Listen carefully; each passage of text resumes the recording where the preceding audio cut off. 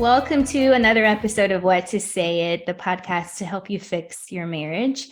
I'm Shai Lewis, and I'm here with Nina Rosner. Our mission is to help you, Christian married man or woman, navigate conflict and build connection so you can have a thriving marriage. Today, we are discussing what to say when immaturity or selfishness is in the way.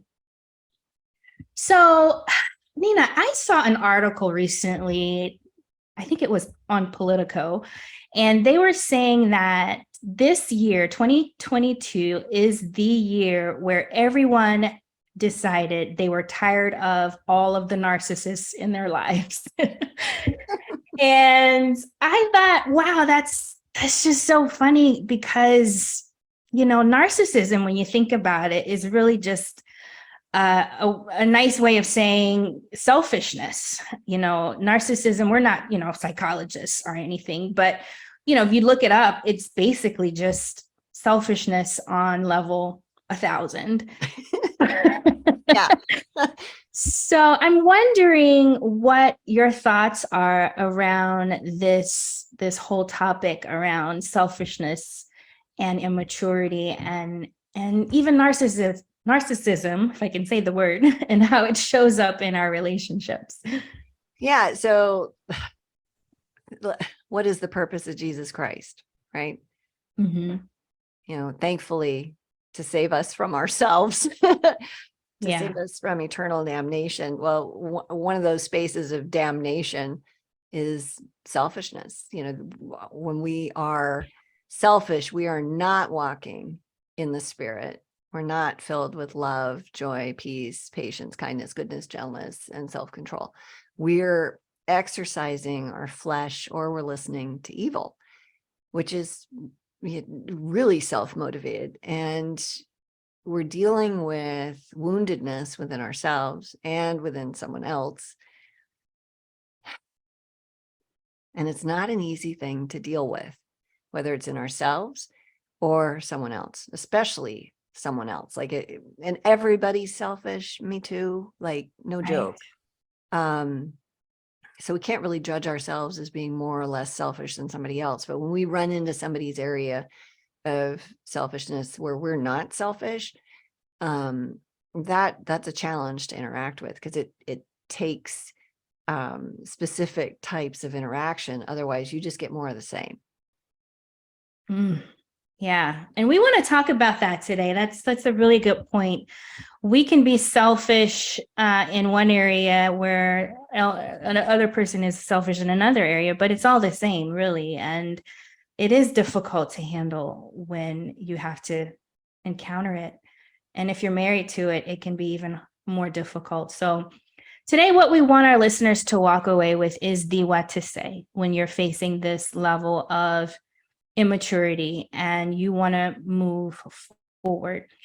If you don't do this well, you might end up frustrated. You can be triggered yourself, which adds to the whole immaturity problem, the unhealthy conflict dynamic. And so we hope that you walk away with something helpful today. And if you stick around at the end, we will share some goodies with you and that maybe you can take away with you at the end of the episode. So stick around.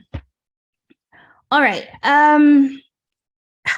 Quick story. I remember at the beginning of my career where I was managing, we'll just call it a marketing role. And I was part of the overall supply chain function. So it involved various people. It involved production, and it involved sales. It involved just a lot of different people in that meeting. And the CEO also participated in that meeting. And he had a reputation that preceded him. And it could have been cultural, I don't know. In some parts of the world, the way we manage looks different. But he was known for being very loud and brash whenever he didn't like a result or he didn't like numbers that we presented in the meeting.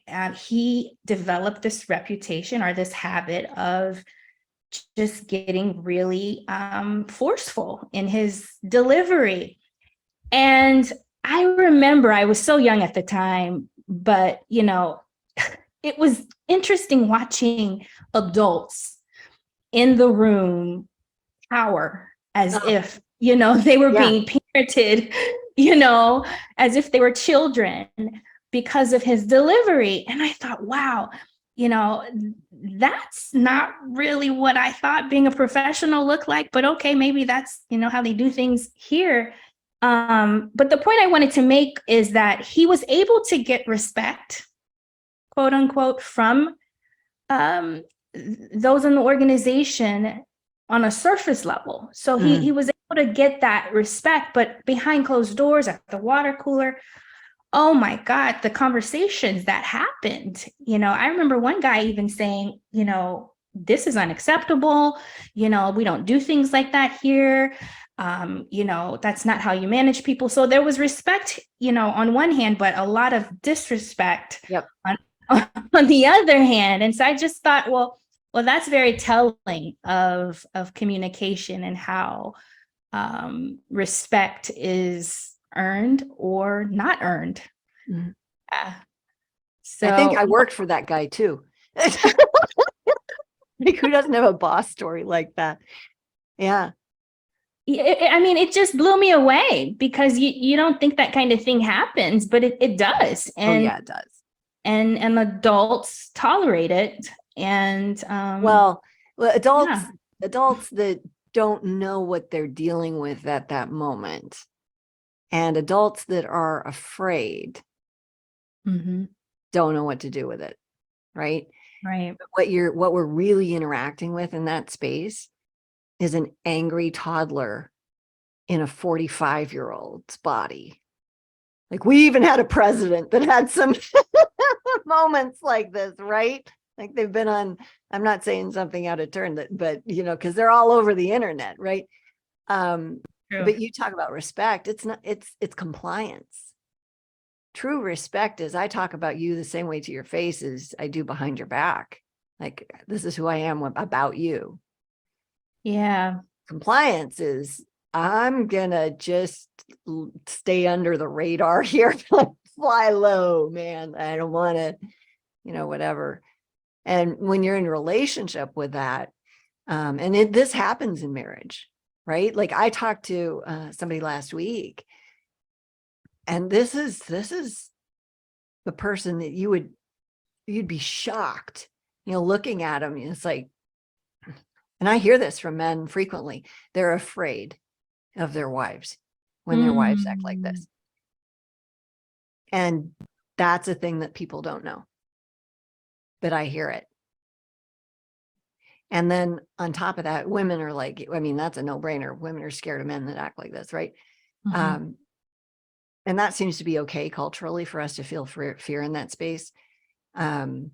And then the coaching we get around that is, well, he needs to change his behavior. Well, how about I'm creating an environment where that is being reinforced? So, and it's terrifying. One of the most incredible stories I heard was from one of our clients. And this was years ago, but her husband raised his hand to hit her, and she just kind of woo, and she backed out of the room, and she went upstairs, and she inserted space. And then she came downstairs, and she took his hand in her hand, and she starts, massaging his hand. And he's in a chair, and she's on her knees in front of him, and she's got this hand of his in her hand. And she looks at him, and she says, I love these calluses. I love how they work for our family. I love how they provide for our family. And I don't ever want to be afraid of this hand again. Never. So what's going on in you that is a possible solution to you in a situation with me? And I thought, wow, like, step into that, right? Another thing this same person did was, when he would yell at her, and this is before that particular moment, because in that moment afterwards, she said, you need to do something about this, or we're not going to be together. You need to go somewhere and deal with this, and you can come back when you've settle this within yourself, because I don't ever want this to happen again.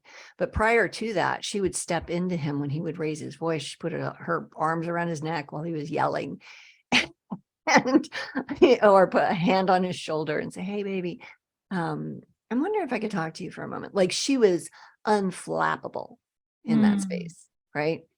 And it worked. It calmed him down repeatedly, but he wasn't doing anything on his side of the fence work-wise. Like, he could respond to that positively, but it was also, he'd rely on her to, help him manage his anger instead of growing through, what does this represent? And a lot of times people get angry like that because they are, and me too, like, I'm not any different. I Mhm. want what I want when I want it, Mhm. swear word, right? Mhm. So we act out of selfishness. That's what is underneath this. We're protection of self, self-interest, but we want something. We're motivated. And it's usually something that we think is good for us or good for the relationship, but we're very motivated around it. And we have a ton of energy around it. And the problem with that is when you insert that energy into a relationship, um, wow, a lot of times it comes across as power, Mhm. attempt to have power or control over someone, Mhm. power over someone, Mhm. which creates the opposite of what you want. You are destroying connection possibility when people act selfishly. It ruins relationships.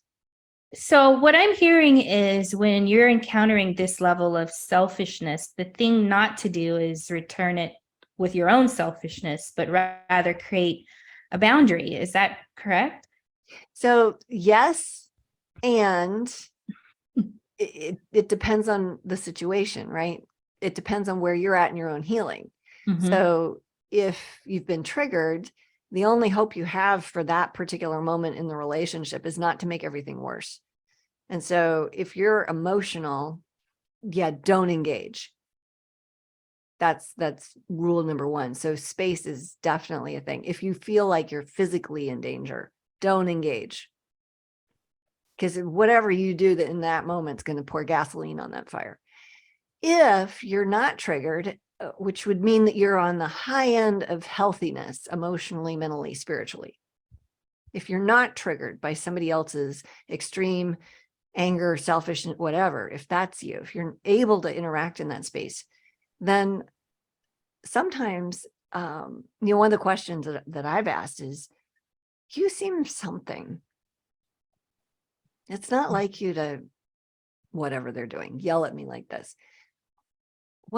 Can I ask you a couple of questions around that? And Mhm. that throws people off. They don't know what to do with it. They are spun up, they're limbic, they're caught up in the emotion. And then you've just kind of knocked the train off the tracks. And so then what you do with that is, do you know, like, what's going on with you right now? What are you thinking? What are you telling yourself is happening right here? Mhm. And if you have an intimate relationship with somebody, you can say, I could be wrong here, sweetheart, but it seems like you're afraid of something. What is it? Mm. That's good because anger is usually a secondary Yeah. emotion, and it could really be fear underneath Yeah. that anger. Usually is. Like, no joke.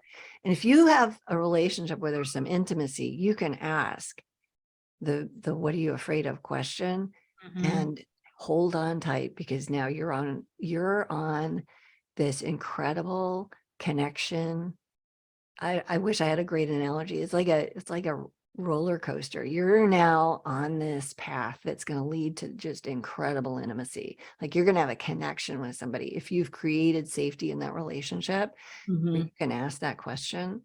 Mhm. If you haven't, you're going to get a response of, I'm not afraid of anything. Okay. Hey, fair enough. Mhm. But you seem something. So what's going on? What's the story you're telling yourself? Well, you think, it usually comes out like that. And the next thing is a you state. You think you're just trying to, you Yeah. want me to, and okay. So, and then you validate that. Mhm. Validating again is not agreement. It's wrapping words around something somebody else said so that two things happen. First, they feel understood. Mhm.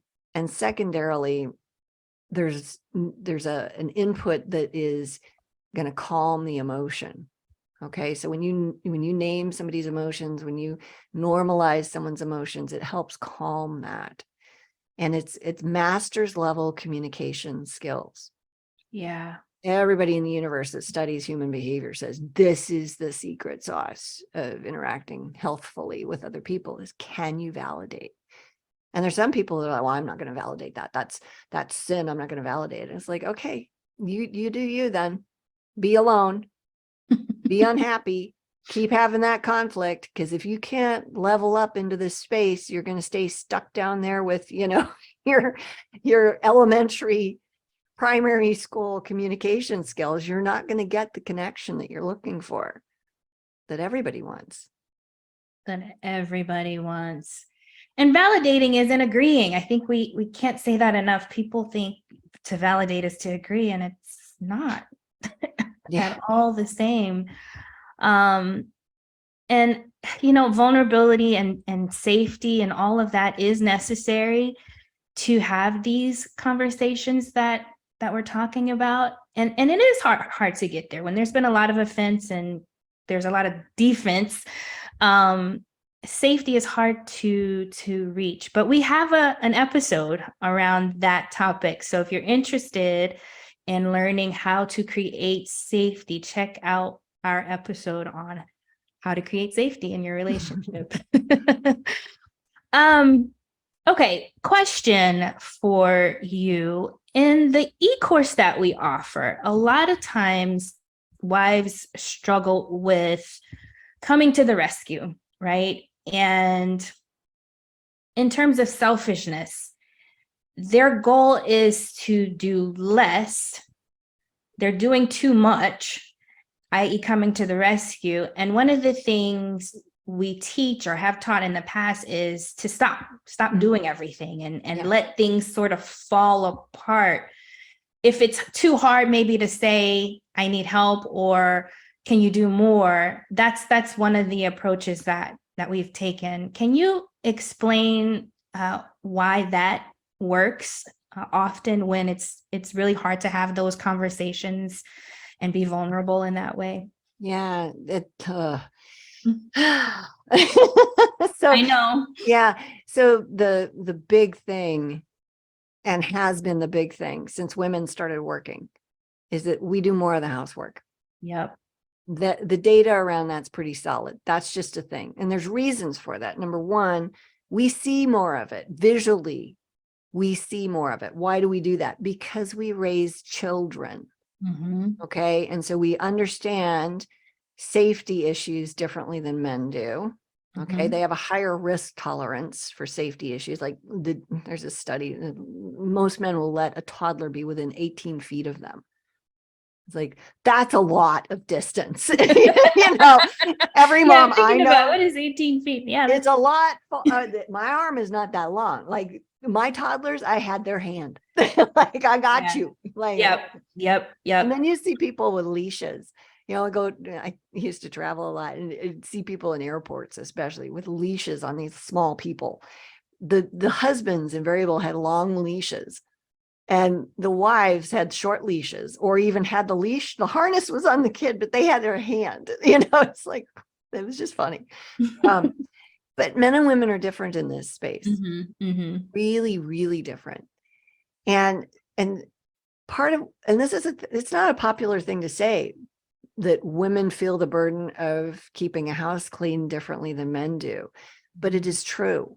And the data is there. Women have much higher standards for cleanliness. We have much higher standards for order. And it doesn't mean that men are a bunch of incompetent oafs. It means that they're different than we are. And this is not 100% of people, by the way. This is social science. So, it's an average, but on average, that's a thing.